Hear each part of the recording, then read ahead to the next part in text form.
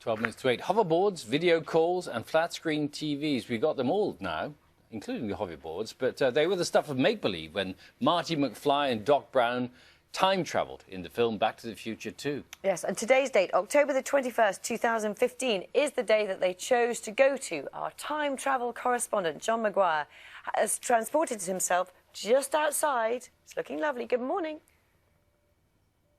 Yeah, morning Louise, morning Bill, morning everyone at home. A very exciting day for Back to the Future fans from around the world. This is the Delorean time machine, really in the pantheon, listen to the sound effects, in the pantheon of Hollywood movie cars. This has got to be run up there with James Bond, Aston Martins, and of course the Batmobile. It's rigged up with all of the bells and whistles, and of course, crucially, the flux capacitor. Otherwise, it wouldn't be able to travel in time, as I've been finding out.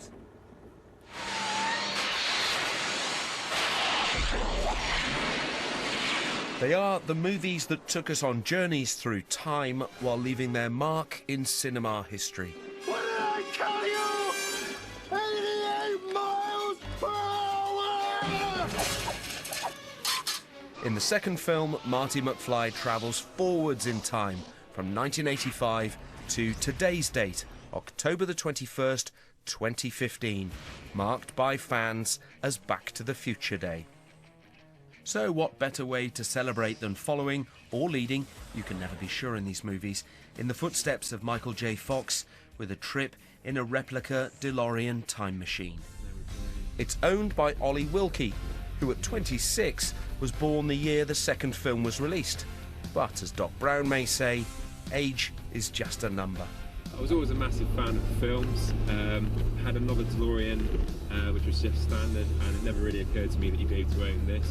And it came available, and couldn't resist, to be honest. Back in the 1980s, we were on the cusp of the digital revolution.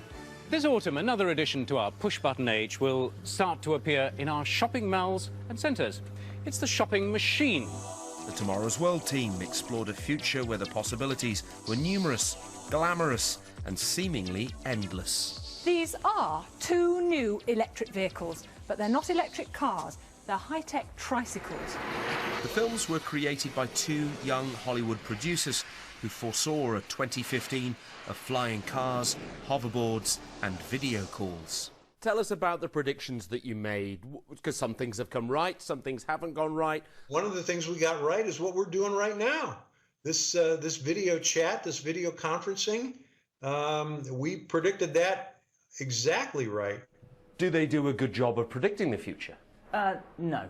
I'm taking a spacewalk in the at Bristol Science Museum with Mark Stevenson, who writes about predicting the future.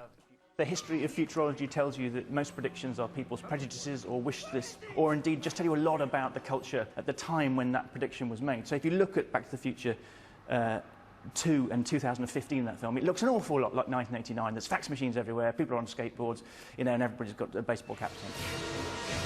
And here's a question for you. If you had the chance to ride in Doc Brown's time machine, would you set your destination to the past, or would you go back to the future? Come on, Ollie, let's time travel. Well, I've raided my old 80s wardrobe, and it's time to make like a tree and go. To the movie. Yeah, just take a quick look inside here. The time circuit's there. So for the first time in history, or indeed the future, October the 21st, 2015, the destination time and the present time match up. And that's the first time that that's happened since they made the movies back in the 80s. I want to introduce you to Maggie Philbin from Tomorrow's World, of course, who we saw briefly in the clip, and to Matt, who is a super fan. Matt, obviously dressed as Marty McFly. That's right. Talk us through your outfit. You've even got your pockets on, hanging out. I've got them inside out because it's how all the kids are wearing them today, you know. I've got the size adjusting jacket on, and it dries as well, which is good for this weather. I've got the futuristic let's have a look at the boots. On. Look at those. And all of these clothes sort of adapt to fit you, don't they? Yes. As opposed to my clothes, which I'm adapting to fit them as I increase in age. What is it you love about the movies? How come 30 years on we still love them? I just think they're timeless, really, with pun intended. You know, there's a little bit something in there for everyone. There's action, drama, romance. It's a musical in a way as well. I mean, all that fantastic music, Chuck Berry and everything like that. Huey Lewis and the News just kind of captured me as a kid, and yeah, just wanted to go on and kind of make these movies live on, you know, as they should do, I think. And we've also got, I should show you, we say good morning to Doc and to Marty there at the back, Steve and Barnaby just over the other side of the DeLorean time machine there. So a lot of you fans get together for all of these events, don't you? Yes, that's It's absolutely right, wonderful. We've got myself and Steve created a group called the Hill Valley Preservation Society. Right. We're on Facebook if anyone wants to check us out, just Hill Valley Preservation Society. We travel around the country with a prop and costume display with screen use props, replicas, vintage items from the 50s, and we raise money for the Michael J. Fox Foundation for Parkinson's research. Great. Good for you. Yeah. That's really good news. Maggie, the 80s. Oh, I know. I said you're on the cusp of the digital revolution. Yeah. How much of life today is as you predicted it? Well, a huge amount, really. I mean, we showed the very first digital cameras on Tomorrow's World. Things like SatNav appeared for the very first time on the programme. I do think there were a few things that we predicted, which we are still waiting for, and the male contraceptive pill being one of them, really. But what is just so wonderful about the 80s is that you had that whole series of movies who were, you know, concentrating in a very serious way on the future, which is why you've got this army of fans for them. Spielberg took the future very seriously indeed. And he made it a place where so many people of that time felt that they really wanted to be. And I suppose it's interesting to think, right, well, has 2015 lived up to the hype? I think. And what do you think? Well, I think sometimes I do slightly curse the movie because so often Tomorrow's World is blamed for the fact that the hoverboard isn't with us. Right. And I keep saying, no, that was Back to the Future. Close though, I think, the hoverboard. You know, well, yeah, well, we do have some now, don't we? But they're working with, you know, magnets underneath, you know, which is not quite as it was in the film. So, you know, that's something that's often, you know, we're often accused of not having delivered on. And the idea of sort of like, you know, personalised flight. We're waiting for that one. Yeah, exactly. Great to talk to you both. Thanks to the folks. Thanks also to Mike for bringing the car this morning. Great to see it. Unfortunately, bizarrely, we've run out of time.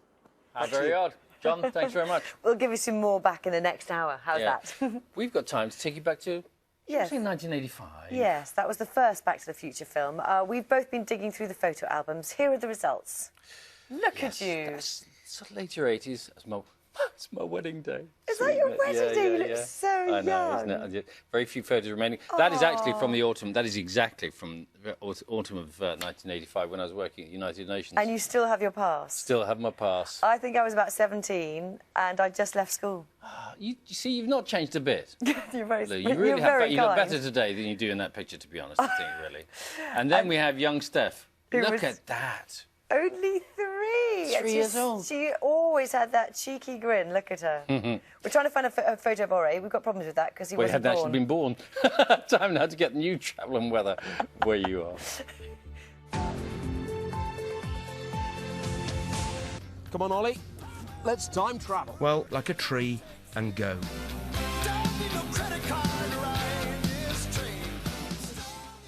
And we have got a DeLorean just outside, actually. Yeah, it's just due to 2015 technology, can't quite We see can't it. quite see it. But we thought we would take you back to 1985. We will see it. The year of the first Back to the Future film. We had a dig through our photo albums. This is what we... Ursula, thanks very much. Vincent, our thanks to you as well. Thank you.